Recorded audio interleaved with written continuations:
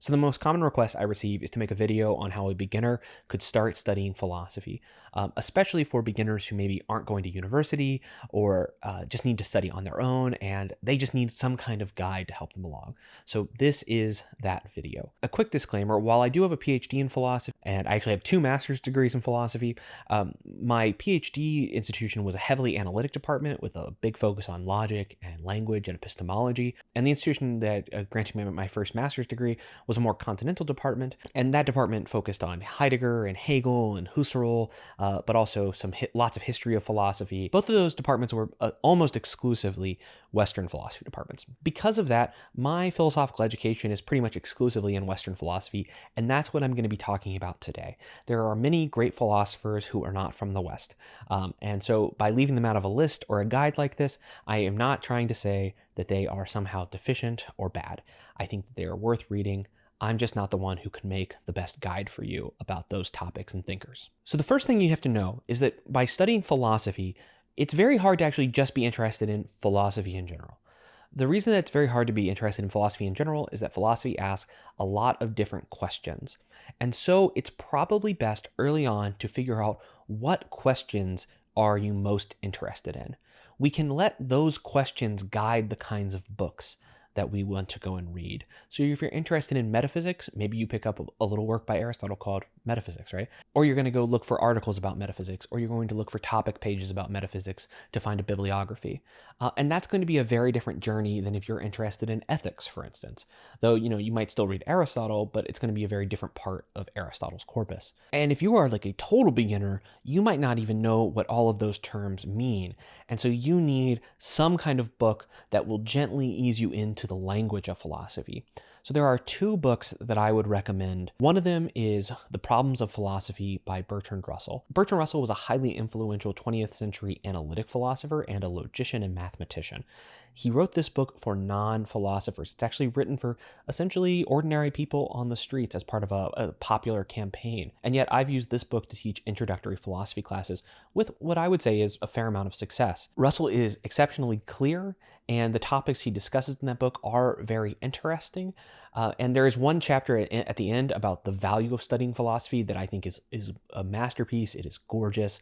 If you don't read Russell's book, at least go and read that last chapter. It's all about how philosophy increases your sense of wonder and about how it makes your life better and how it actually makes you a better person as it leads to self-improvement. So give that a shot at the very least. My only criticism of that book is that Russell had a lot of opinions and he was writing a very opinionated book. It is not a neutral introduction, and a lot of his views are a little outdated. They haven't really been taken up by many other people, and so it can be a bit of an idiosyncratic introduction. But it is worth reading. I would just balance it out with this second book, which is Think by Simon Blackburn. Blackburn is a contemporary philosopher. He is still living. My wife, who is also a philosopher, is a big fan of his work.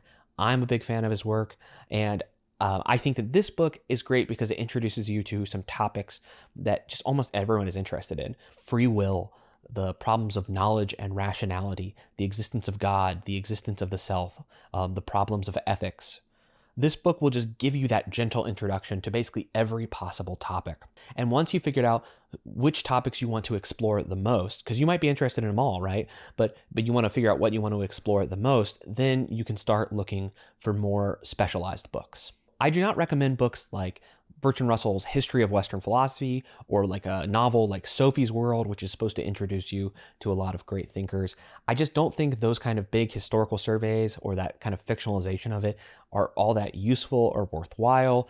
I would prefer that you get into reading primary text as soon as possible. Yes, primary texts are difficult. Some primary texts are certainly not suitable for beginners, but there are many great primary texts in the history of philosophy that a beginner could start to read and at least benefit from. We have to understand that when you read a work of philosophy, it is not as if you could read it once and say you fully understood it. A book where you can understand it completely the first time is probably not a book that's worth reading. And the books that I will be recommending are difficult works, ones that a beginner could struggle through and that a beginner will need to revisit. But just so you know, I have a PhD in this subject.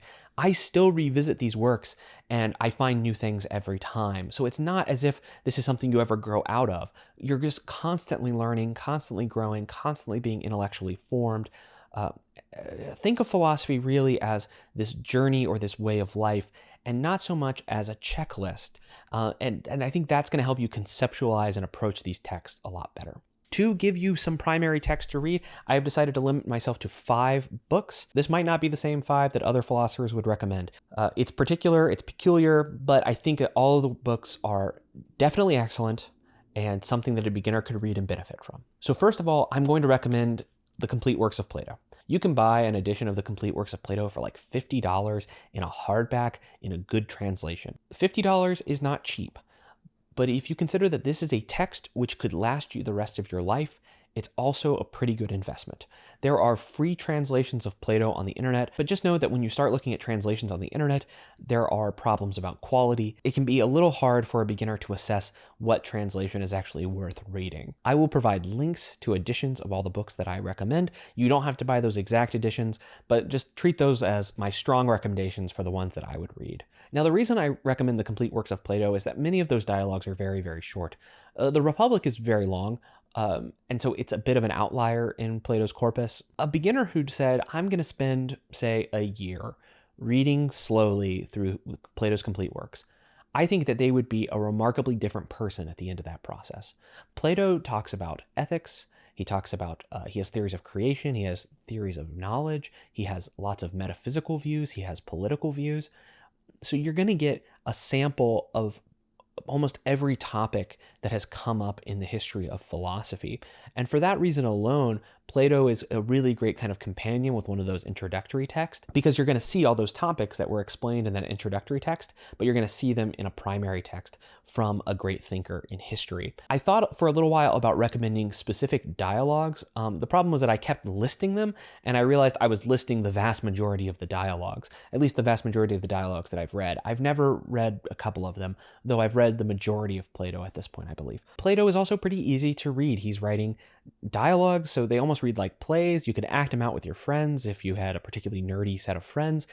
At the very least, you can read them like conversations. And so they can be very compelling, they can be very dramatic, but they don't compromise on philosophical clarity or density either. The second book that I'm going to recommend is Meditations by Marcus Aurelius. The Meditations is really a great example of this idea of philosophy as a way of life. He begins the work with a few paragraphs just listing what he has learned from his forefathers or from great orators or from philosophers. And so already he's saying, I've learned to live from these people, and here's what they have taught me. I just know that a lot of people find Stoicism very compelling in this day and age. I will do a deeper dive into that book for that reason, because that's kind of puzzling to me. Why do so many people love Stoicism nowadays? But even before I can answer that question, I would say read the Meditations by Marcus Aurelius. My third suggestion is maybe a little peculiar for some of you, but you have to understand just how important this book was in the history of Western thought. And that book is The Confessions by St. Augustine. Now, this might be less interesting to someone who is not particularly religious and doesn't like to read religious works, but Augustine was a theologian and a philosopher and an orator, so he can really blend poetry, theology, and philosophy in a really compelling way. While obviously there are huge religious components to every part of the Confessions, he also discusses the nature of time, talks about motivation and the will, particularly when he's talking about his drive to sin. He is talking about the existence of God and whether or not one could prove it, how what is evil, for instance. The metaphysics of evil comes up quite a bit, and it's all wrapped up in Augustine's sort of autobiography. And this book is one of those books that I think mostly religious people would now read, people who are interested in the history of Christian thought. But Augustine was so important in the development of Western theology and you have to understand that theology and philosophy weren't really easily separated for many, many centuries in the West. It was only really until kind of the modern period that they started to diverge more. And so to understand Western philosophy, you do also need to understand something about Christian theology. St. Augustine's Confessions will get you there, and it does that in a really beautiful way. I would recommend Augustine definitely more than I would recommend something like any writings by Thomas Aquinas, for instance. The fourth book is another book called Meditations, but this is by René Descartes, a book that I have mentioned several times on this channel. It's a very important book, though. It's really important if you want to understand problems of epistemology, which is the theory of knowledge, or of skepticism, which is wondering whether it's possible to have knowledge. Now, skepticism is a perennial theme in philosophy. There were the Pyrrhonian skeptics in ancient Greece. We have Descartes and Hume, both representing skepticism in the modern period. Almost every era of philosophy has had its skeptics. And skepticism here means something very different than it did around like the year 2007 or something with like the new atheist movement. These are people who really question whether it's possible to have any knowledge at all. Descartes will go on, though, to say that you can have knowledge, and he's going to ground that. And there's a famous line from this work that says, "I think, therefore I am." It's Descartes' idea that he has identified a foundation for all of knowledge, the one thing that he cannot doubt, which is the fact that he is thinking. And the fact that he is thinking implies the fact that he exists, and then he can build more and more knowledge out of that. It's a really ambitious and remarkable project. The Meditations is also fairly simple to read, but it's one of those works that's deceptively simple. You will think you understood it, you will think you have found problems in Descartes' reasoning, and then you will go back later and you will realize that you didn't understand Descartes at all. It's very, very hard stuff, actually, when you start paying attention. But of course, as a total beginner to philosophy, you haven't learned to pay attention to those texts yet. And that's something we're always all developing. And that's why you can read philosophy, really, I want to say, until the day you die, and it will always be fulfilling. And then the final book is the only work of political philosophy I will mention aside from Plato's Republic. And I'm picking this one because it's fairly short, and I think that it will demonstrate where philosophy went later, and that is John Stuart Mill's On Liberty. John Stuart Mill was just incredibly influential when it came to the formation of contemporary political ideas of freedom and liberty. And it's worth taking those very popular, omnipresent notions and going and tracing them back to some of their sources. And so reading John Stuart Mill is pretty good.